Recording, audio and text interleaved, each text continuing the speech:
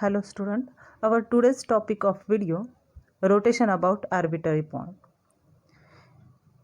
Let we have to given the object x. We want to rotate the object x about an arbitrary point p of xy. We use the following sequence of transformation. So what we have to given here, given thing, here we have to given the object, those we have to represent by the capital X, and that object we have to rotate about the point P of xy. We have to know that in 2D we have to never done the rotation in any arbitrary point. We always done the rotation at the origin. So for that we have to follow some sequence of transformation. For obtaining the combined matrix, those we have to use for the rotation about arbitrary point. So how can we decide whether the given example is of 2D or not? So see here, in this point we have to given only the two coordinate x and y coordinate, means this example is comes under in a 2D or two-dimensional transformation. So see, the first step is, first is translate P of xy towards the origin by using the T1 matrix. Means here first of all we have to use the translation matrix. But when we have to translate the point P of xy to the origin, so what will happen, that x and y, here we have to given both having a positive signs. When we have to translate towards the origin, its sign become changes. We may write down the minus x minus y. In translation matrix, the last entry we have to changes the minus x minus y. All diagonal entries are the 1 and remaining of diagonal entry are the 0 in this way. So this is our first T1 matrix, those we have to obtain in our step first. In step 2, we rotate the object about the origin by specify angle theta. Those angle we have to given in an example, that angle we have to use here, and by using that angle we have to rotate the object about the origin by an specify angle theta by using this matrix T2. So our rotation matrix is what? This cos theta sin theta 0 minus sin theta cos theta 0, and last row is a 0 0 1. So this is our second rotation matrix.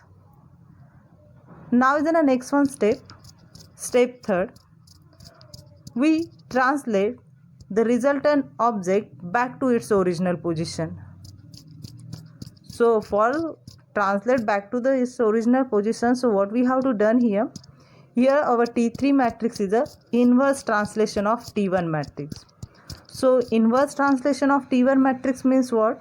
What we have to done the changes in our T1 matrix, only the sign become changes in our last rows entries, and that becomes we have to represent in a T3. So see here that minus x we have to write down as a plus x, this minus y we may write down as a plus y. So in this way we have to write down this T3 is inverse translation of T1. We have to only done the changes in its sign. So next is then the required transformation matrix for above arbitrary rotation is combined matrix T of T1, T2 and T3 as a. So here we obtain the combined matrix T as a by using the multiplication of T1, T2 in our given sequence. Those we have to write down in our step first, second and third. So here we have to put that matrices T1 matrix, T2 matrix and T3 matrix. By multiplication of these three matrices we get the matrix T, and that matrix T we have to apply on our given object X, and in this way we have to obtain our transform object. So now we discuss the example on rotation about the arbitrary point. See in this example what we have to given. In example we have to given, so here rotate the line segment AB about the point 2, 1 through an angle 90 degrees. Means here we have to given the object, which is the line segment, and that point also, and the angle also. And also we have to given that the line segment AB's endpoints, the A which is equal to 3,5 and B which is equal to 4,1. So see how can we follow the steps. Those we have to obtain the transformed line segment. The first one is, so see here that line segment we have to rotate it about the point 2,1, and we have to already seen that in our algorithm we never done the rotation through any arbitrary point, and for that first of all we have to translate that point 2,1 towards the origin. So for that first of all we have to write down our given thing. So what is our given thing is the given object, which is nothing but a line segment. So here we have to represent that line segment by the capital X. That capital X is a line segment. So we have to given here these two endpoints AB. So we may write down here A, B. This A point is a 3,5. So we write down 3,5. This B point is a 4,1. So we write down 4,1. But in 2D, when the translation matrix comes in our steps, then that object we may consider as in this manner. So what we have to add here? We have to add here the homogeneous coordinate 1, because we have to easy to done the calculation or for the matrix multiplication of x into t. So for that purpose we have to add here the homogeneous coordinate 1. The next one we have to follow our steps. Those we have to use to obtain our combined matrix T. So first one is that T1 matrix is what? The T1 which is equal to transformation matrix for translation in x and y direction by factors -2 and -1. So why we have to write down -2 and -1? Because in this example we have to given the point 2,1, and when we have to translate that point towards the origin, that sign become changes. So both are the positive, so we have to write down here -2 and -1.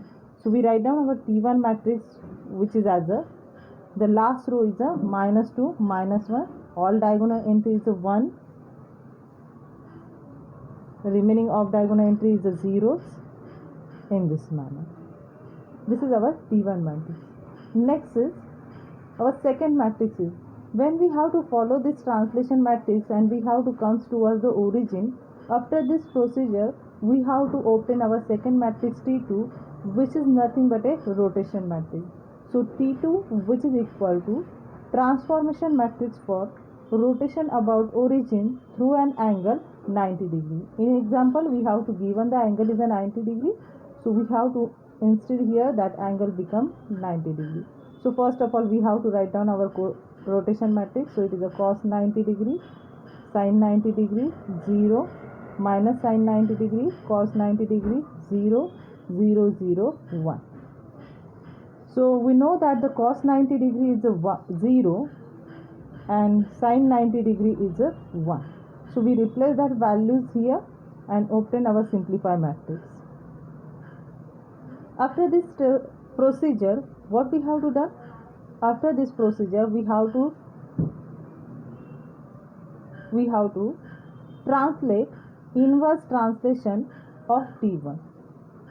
So here we have to write down our T3 matrix, which is equal to the transformation matrix for inverse translation in T1. So inverse translation in T1 we have to follow here. So here inverse translation of T1 means what we have to do? Here is a -2 -1, so we write down here the +2 +1 and last one diagonal entry is a 1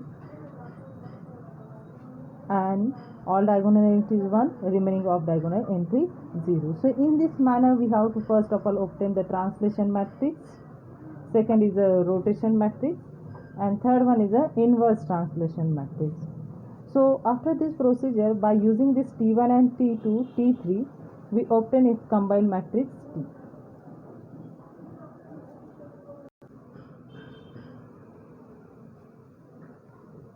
Then required combined matrix T is, so we may write down here T, which is equal to T1 into T2 into T3. Put here first translation matrix, second is our rotation matrix, and third one is the inverse translation of T1. We follow the first one to multiplication of first two matrices, we get this matrix. Again this matrix we have to multiply by the remaining matrices and we get our resultant matrix. After this procedure, here we have to obtain this T, which is represented as a combined matrix of T1, T2 and T3.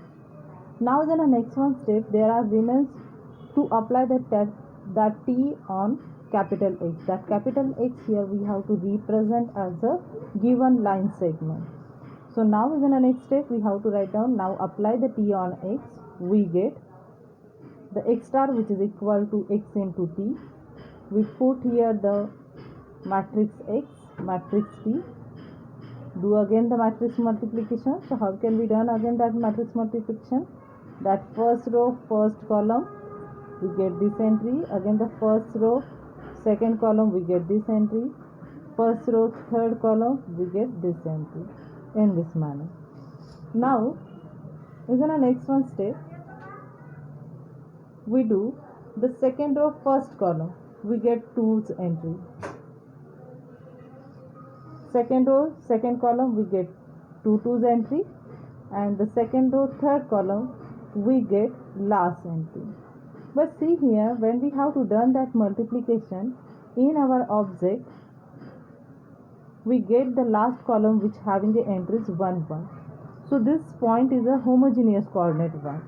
We write down that line segment transform point is, remove that homogeneous coordinate 1 here and we get -2 2 2 3.